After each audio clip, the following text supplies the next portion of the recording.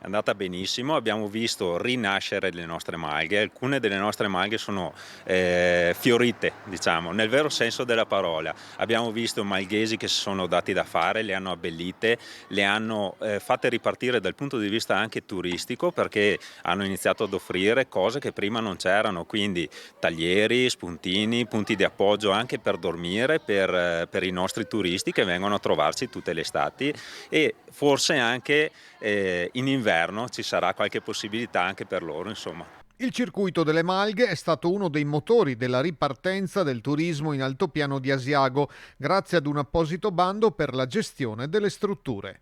Abbiamo fatto un grosso lavoro con i nostri uffici comunali e i nostri tecnici per stilare questo bando, che è stato innovativo per tutto l'altopiano ma anche per la regione, tanto che è stato preso anche come spunto dalla regione Veneto per stilare una legge regionale che fino ad oggi mancava, per cercare di mettere un po' di ordine su quella che è il metodo di assegnazione delle malghe, sia pubbliche che private. Il bando ha guardato al futuro, mettendo nero su bianco alcune priorità. Il nostro bando prevedeva delle priorità a quelli che sono i giovani imprenditori, quindi tra i 18 e i 40 anni, e nel nostro caso, essendoci gli usi civici, i Cives hanno la titolarità maggiore riguardo il territorio e quelli che sono i beni del comune. Quindi il Cives aveva una priorità rispetto ad un cittadino esterno. Complessivamente l'estate 2022 va in archivio con un bilancio ampiamente positivo che segna la rinascita. Sicuramente, rinascita e fioritura.